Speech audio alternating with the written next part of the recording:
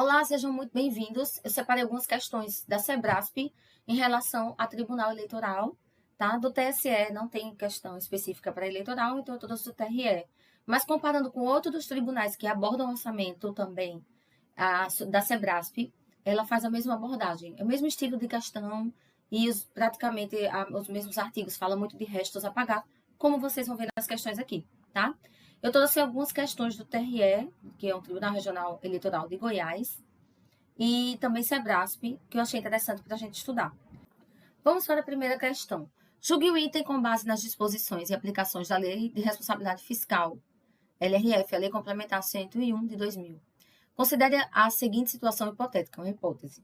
Determinada administração propôs um projeto de lei orçamentária anual, projeto da LOA, aumento anual do salário pago aos seus servidores, em caráter geral e uniforme, a partir do exercício subsequente, mas não encaminhou com a proposta a estimativa específica do impacto orçamentário financeiro que esse aumento pode provocar. Nessa situação, a matéria pode ser aprovada por não ferir a LRF. Então, ele disse, vamos fazer um reajuste do salário do servidor, do pagamento do servidor, porém, vamos enviar só o reajuste. A gente não precisa dizer qual é o impacto que isso vai causar no orçamento, porque a LRF permite isso. E aí, tá certo ou tá errado? Você vai dizer, Cecília, em regra, teria que enviar, não é? Sim. Mas a LRF traz essa exceção. Portanto, está certo. Quem acertou, quem não acertou, agora não erra mais, tá? Então, se vocês quiserem grifar exatamente o que eu grifei na questão, vamos para o artigo 17. Ele diz, os atos que criarem, no parágrafo 1º, tá? Ou aumentarem a despesa de que trata o caput. Quem ainda tem dúvida sobre o caput, eu vou esconder aqui, ó. O caput é isso aqui que está do lado do artigo, ó. Essa parte aqui, certo? Então, das despesas que trata o caput, né? Então, é despesa corrente. Que despesa é essa, né? Obrigatória de caráter continuado, que é a despesa corrente. E aí, voltando para a questão aqui, ele diz, os atos que criarem ou aumentarem a despesa corrente, que é obrigatória de caráter continuado, eu copiei para vocês terem, tá? Deverão ser instruídos com a estimativa específica do impacto orçamentário financeiro. Por quê? Porque ela está aqui. Eu copiei daqui, tá? E demonstrar a origem dos recursos para seu custeio. Então, em regra, toda vez que tiver um aumento de despesa, né, uma despesa obrigatória, que é uma despesa corrente, que é a despesa de custeio, elas deverão ser instruídas com essa estimativa. Ou seja, teve um aumento de despesa, quanto é que isso vai fazer impacto no orçamento? Vai gastar muito? Vai ser um impacto grande? Tem que ter essa estimativa. Porém, no caso de reajustamento de remuneração de pessoal, ele disse que não se aplica. Entendeu? Então, lembrem-se sempre. Ele falou desse artigo aqui. O que foi que eu fiz? Artigo 16, inciso 1. Eu fui lá, vi o que era e anotei no meu material. Então, fica mais fácil de estudar assim. Tá bem? Vamos para a próxima questão. Tá, só um detalhe. Aqui no inciso 10, artigo 37, ele falou. No artigo, eu só trouxe para vocês saberem o que é. Mas na questão, ele já falou aqui, ó. O reajustamento da remuneração do pessoal do que trata esse artigo. Aí ele diz que tem que ser fixado por lei, tá? Questão 2.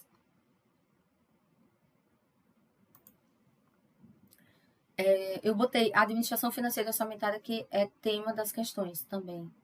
Eu quis trazer porque trata de orçamento, né? IESESP, foi TRE, que é um tribunal eleitoral também, só não é superior, mas é eleitoral. Então, eu quis trazer a abordagem CESP. Eu fui pesquisar nas questões de TSE, certo e errado, e eu não achei em relação à CESP, tá? Sebrasp. E eu estou trazendo outras, a abordagem é a mesma, como eu disse no início das aulas, das questões aqui.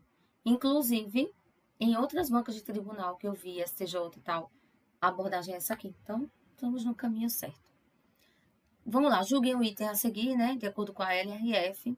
Caso o prefeito de determinado município, na metade do último ano de seu mandato, faltando 6 meses, né, deseja renovar o contrato anual de coleta de lixo com a empresa terceirizada, A administração municipal, para atender o disposto na LRF relativamente ao impedimento de transferir dívida que não possa ser paga ao seu sucessor, deve lançar em restos a pagar todas as parcelas vincendas no exercício subsequente e certificar-se da existência de suficiente disponibilidade de caixa. Então, o que foi que ele fez? Só para vocês verem, ele criou, no final do mandato, ele queria renovar o contrato para uma empresa recolher o lixo da cidade. E aí, ele preocupado, né, com a LRF, ele disse, eu vou lançar, eu não vou, relativo ao impedimento de transferir a dívida que não possa pagar, você paga, né, para o sucessor, para o próximo prefeito, ele disse, eu vou lançar em restos a pagar, que vem como do meu orçamento, mas vai para o orçamento dele, todas as parcelas que vão vencer no exercício subsequente. Ele disse que está faltando metade ainda para o exercício acabar. Isso pode acontecer. Tá certo ou errado? E aí? Está errado. Por quê? Quem acertou? O artigo 42 da LRF, ele diz assim, é vedado ao titular do poder ou órgão, ou seja, né, no caso do prefeito, tá? Do referido do artigo 20, aí vocês vão lá no artigo 20, vocês vão ver que tem a União, Estado, DF, município e prefeito. Nos últimos 2 quadrimestres do seu mandato, contrair a obrigação de despesa que não possa ser cumprida integralmente dentro dele. Dentro de quê? Do exercício do mandato dele.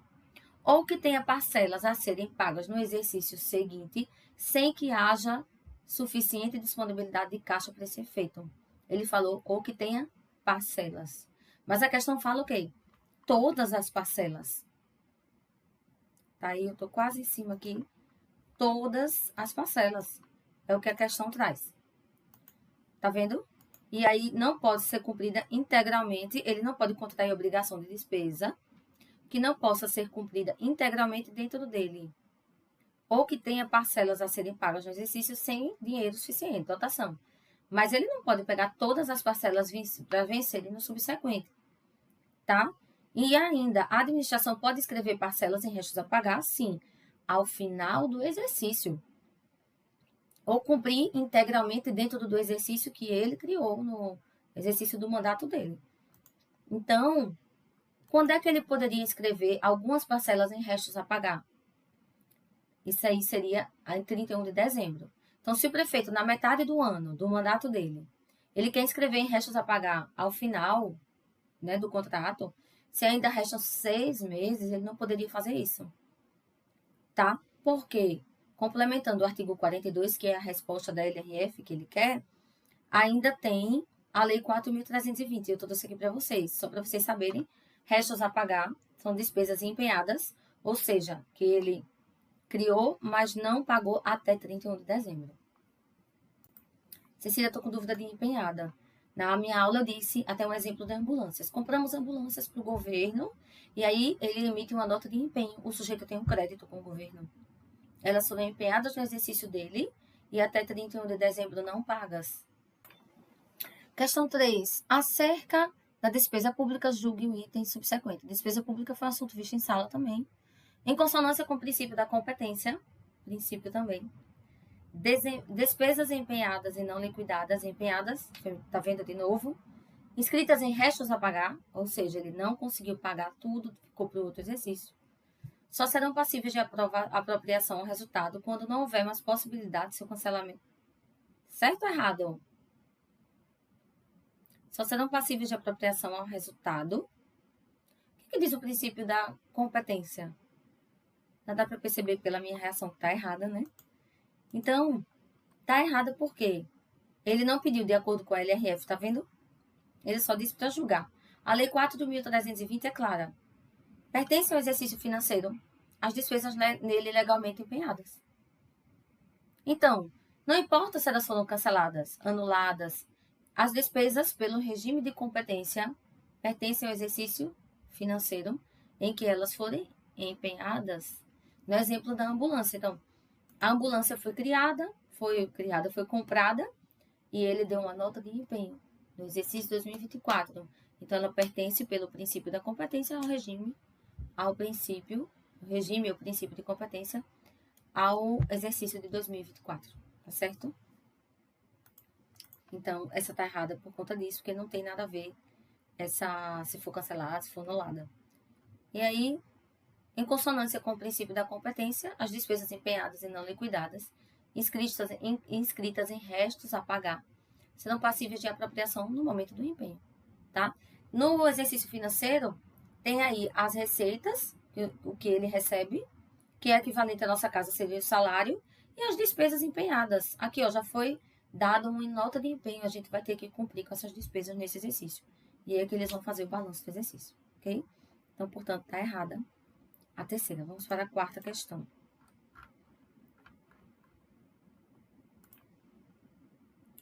Eu não subo muito porque aparece logo o gabarito, tá? Dá para ler aí.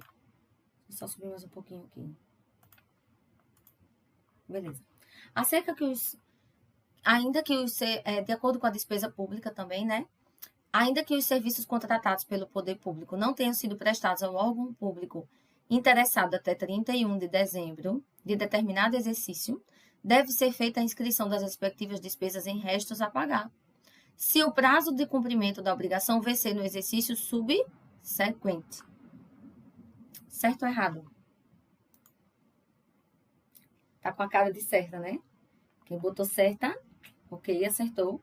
Se a questão fala de serviços contratados, uma dica de ouro aí para essa questão. Quando ele fala serviço contratado, se foi contratado é porque já foi empenhado, tá? Vou deixar aqui, vocês não vão esquecer mais, ó. Geralmente tem licitação, tem o empenho, aí tem a contratação. Na contratação já teve o empenho, então a dica da questão é serviços contratados, ou seja, eles foram empenhados. Aí você grifa aí como eu grifei, e você sabe que restos a pagar é inscrito em 31 de dezembro, né, que vai vencer parcela no outro exercício, certo? Então, ó, artigo 36, considera-se restos a pagar de despesas empenhadas, mas não pagas até 31 de dezembro, tá? Mesmo ele não falou processado, ele não processado, ele só falou no prazo, então são despesas empenhadas, ok? Vamos para a questão 5. Essa é boa. Julgue o item seguinte a respeito de receita pública, outro assunto que a gente estudou. Os ingressos orçamentários que integram o fluxo financeiro das receitas públicas não têm impacto no patrimônio líquido, nem são objeto de programação orçamentária. Certo ou errado? Ingresso ou entrada é tudo que entra no patrimônio. Então, ingresso pode não ter impacto, né? Porque na questão ele afirma. Pode ser um empréstimo. Empréstimo vai deixar o poder público mais rico? Então, a resposta é correta, né? Verdadeira, correta. Então, tá certo. Os ingressos que integram o fluxo financeiro, fluxo de receitas, não têm impacto no patrimônio líquido, nem são objeto de programação orçamentária, porque fluxo, ele entra e sai. Entendeu? Então, eu botei a diferença entre ingressos e receitas extra-orçamentárias. Eles têm caráter temporário, não se incorporam ao patrimônio público, não alteram o patrimônio do ente político, da União, do Estado, de quem seja. Não aumentam o saldo patrimonial, geram apenas um fato de troca permutativo do patrimônio. Então, e eu botei como exemplo a prestação de calção, ele vai ter que devolver para o sujeito, tá? Então, são todas as entradas de caixa. Pode ser devolvido ao particular, por isso que nesse caso está correto. Eu botei as receitas que não têm caráter devolutivo, como os ingressos ou entradas, tá? Então, a resposta tá certa, a questão 5. Vamos para a questão 6. Deixa eu subir mais um pouquinho aqui. Julgue o item seguinte a respeito das receitas públicas. De novo, de receita pública. O imposto de renda retido na fonte sobre os rendimentos pagos pelos estados e municípios de competência da União não chega a constituir-se em transferência àqueles entes, sendo diretamente apropriado como receita tributária própria. Vamos lá. Imposto de renda, quem cobra, quem vai instituir por lei é a União, tá? E aí existe a repartição de receitas por competência na Constituição. E lá no artigo 157, inciso 1, ele diz que, eu vou mostrar para vocês o artigo, só segura. Todo o dinheiro que o Estado arrecada de imposto de renda, quando ele paga ao servidor público na fonte, ele já recolhe o imposto de renda e fica para ele. Se ele paga e já recolhe para ele, é uma arrecadação direta. Não é a União que recolhe e passa para o Estado. Ele arrecada e já fica com o dinheiro do imposto de renda e a Constituição diz que ele fica para ele. Então, essa está corretíssima. Pertencem aos estados e ao Distrito Federal. E o 158 pertencem aos municípios. Olha a redação. O produto de arrecadação do imposto da União sobre a renda e proventos de qualquer natureza, incidente na fonte, sobre rendimentos pagos a qualquer título por ele, suas autarquias, fundações que instituírem e mantiverem. A redação desse é igual a desse. Só que aqui pertence aos estados e ao DF e aqui pertence aos municípios. Ambos no inciso 1, tá? Aqui no material eu copiei para vocês o inciso, o 157, mas também entra o 158, tá? Anotem aí. O que ele quer dizer? Quando o Estado paga, quando o município paga o servidor público, ele arrecada diretamente o dinheiro sem ter que ir para a União e voltar. Então, diretamente, ele retém na fonte, ele recolhe o imposto sobre a renda e proventos de qualquer natureza. Portanto, é por isso que essa está certa. Então, a contabilidade é o mesmo correspondendo à arrecadação do tributo, que é da União. Eu botei uma explicaçãozinha aqui para vocês. Eles não transitam por ela. Não vai para a União. O Estado recolhe diretamente. O município também. Não há o que se falar em transferência, tá? Porque não vai de um para o outro, como eu acabei de falar. Então, essa foi tranquila. Resposta certa. Questão 7ª. Vocês estão com ela aí? Com referência à programação e execução orçamentária e financeira, inclusive suas alterações, julgue o item a seguir. Suponha que um ente público faça solicitação de crédito suplementar na metade de determinado exercício e que no processo de verificação da viabilidade de se atender a solicitação feita quando apurado o seguinte. Só um detalhe. O ente político ele fez a solicitação de crédito suplementar na metade do exercício, tá? E ele quer saber se isso é viável. Lembrando, crédito suplementar. Lá no artigo 41 da Lei 4.320, nós temos 3 tipos de crédito que nós vimos em aula. Crédito suplementar, que é um reforço da dotação orçamentária. O crédito especial, que é para novas despesas que não eram previstas, mas têm que ser feitas. E o crédito extraordinário, que é os casos de calamidade pública, comoção intestina, que é interna, e guerra. Tá? Eles são créditos já previstos na lei orçamentária. E aí ele diz o seguinte. Então, ele precisa, voltando, né, atender esses créditos. Deixa eu abrir aqui. Pronto. Ele precisa solicitar um crédito suplementar na metade do exercício. E aí ele quer, para atender, que seja apurado o seguinte. Atender essa solicitação. A arrecadação de um excesso de R$40 em todos os meses, o que indica a manutenção dessa tendência. Então, se eu até anotei aqui, R$40 em 12 meses, dá 480. Anota aí, tá?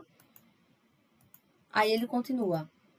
A economia mensal de R$15, tudo indicando igualmente manutenção dessa tendência.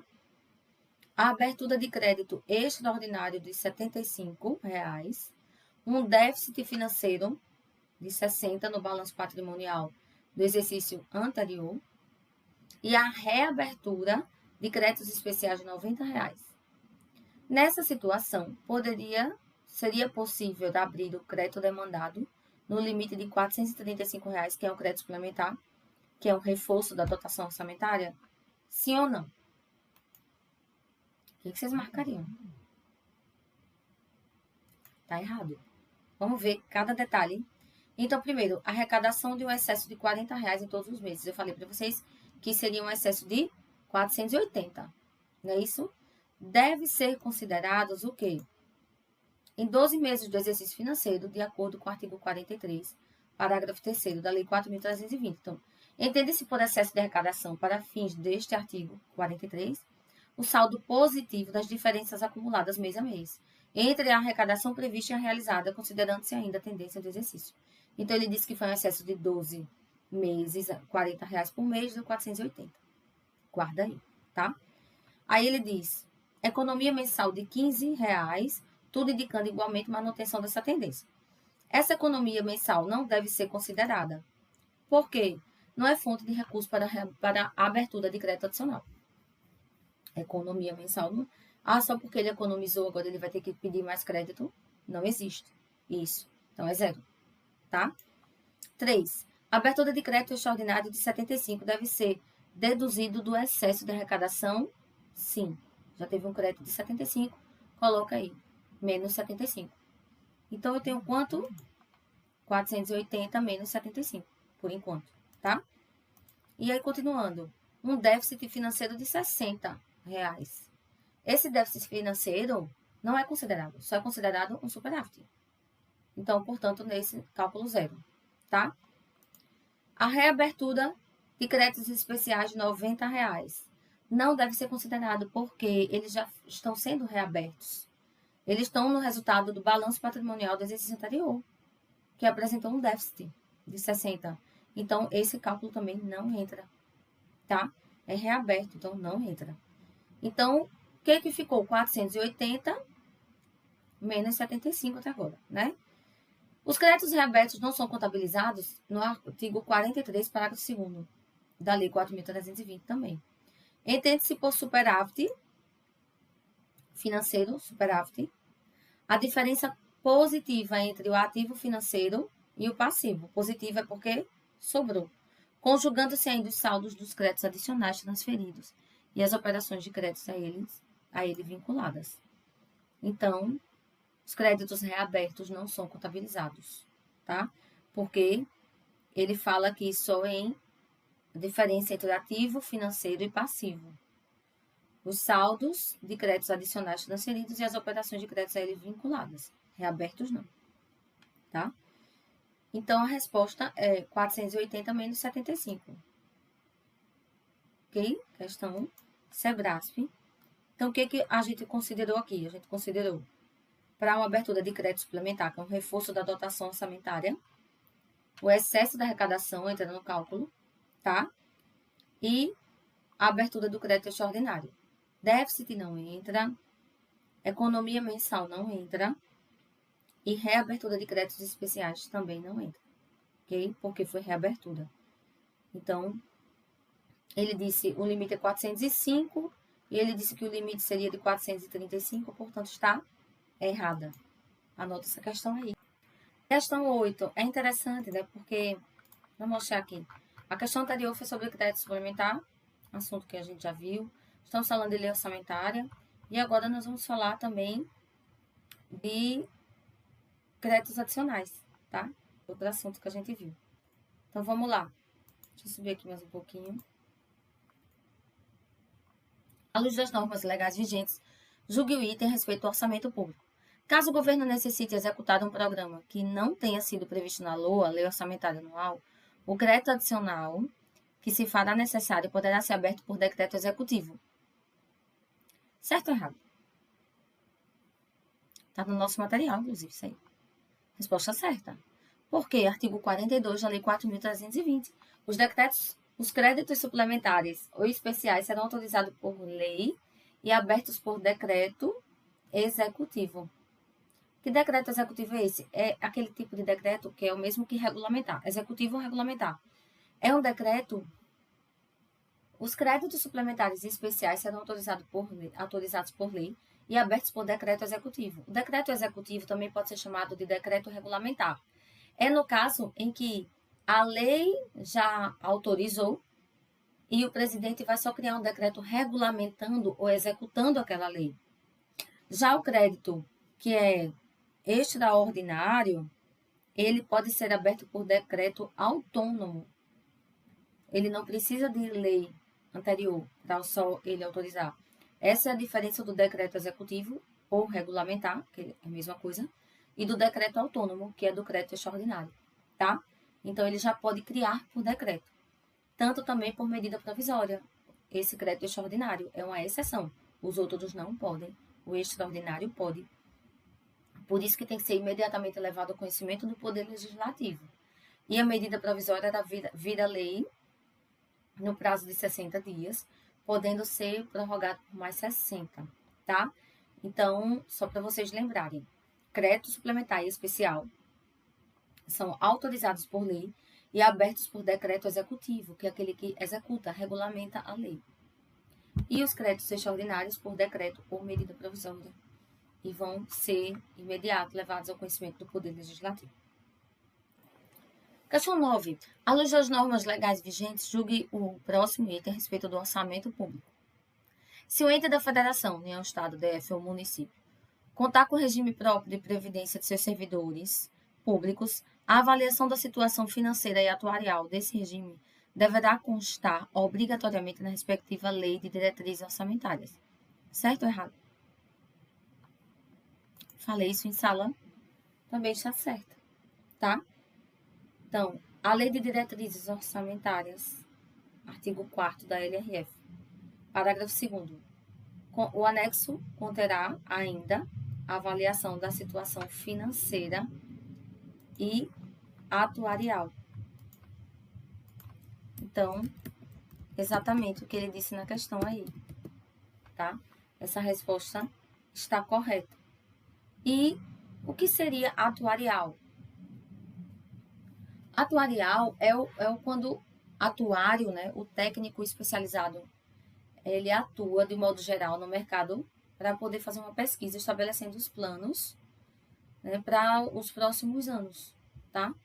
Então, ele vai mensurar os riscos e a previdência é um grande problema hoje, tá? Para o poder público. Então, a avaliação atuarial é um procedimento anual obrigatório a todos, né, em relação à previdência, certo?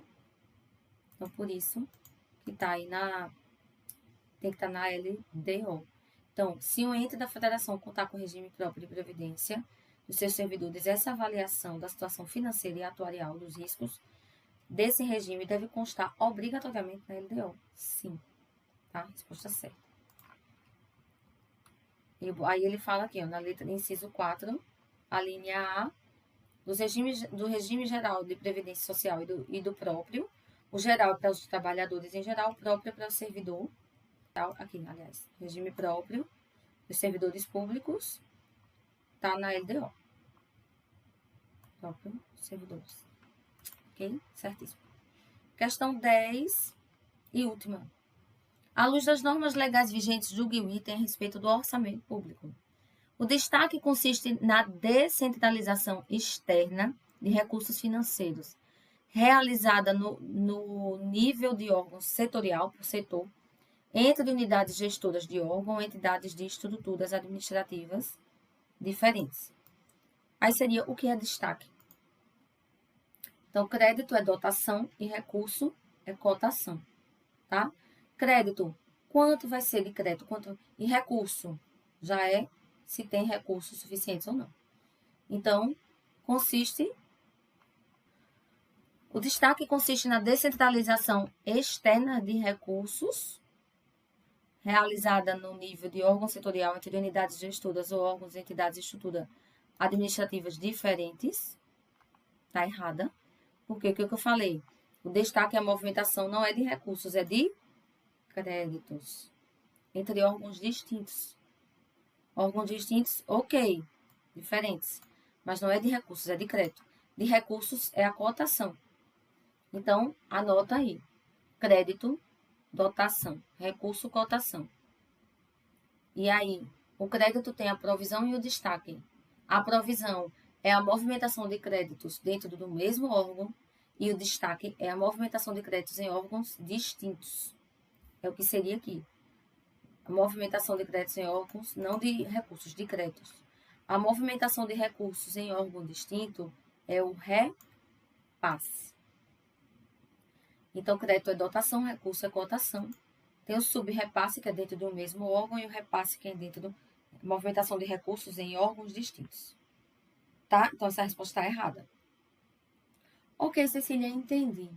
Mas tem uma questão Eu falei que eu comparei com provas do STJ, que foi muito parecida. Vamos ver? SEBRASP 2015, analista judiciário área administrativa. Essa foi judiciário, mas é o mesmo tema, tá? O mesmo assunto. Ó, a transferência por parte do STJ de um crédito seu respectivo, e de seu respectivo recurso, então ele fala do crédito e do recurso, para o Conselho Nacional de Justiça, que é o CNJ, com vistas à realização do treinamento de seus servidores, representa uma descentralização caracterizada, respectivamente, então, de crédito é por um destaque e de seu respectivo recurso é por um repasse. Certo? Porque ele disse que é órgãos distintos, não é isso? Transferência com vistas à realização. Então, se é destaque em repasse, porque é do STJ para o CNJ. Tá? A transferência do CNJ de um crédito é um destaque, para o recurso do CNJ é um repasse. Então, igualzinha, só que de outra abordagem. Tá bom? É isso, eu queria mostrar algumas questões para vocês. Ainda temos tempo para fazer mais. Eu volto também com aulas gravadas e na nossa aula eu vou trazer mais questões para a gente fazer ao vivo, tá bom? Valeu, bons estudos para vocês!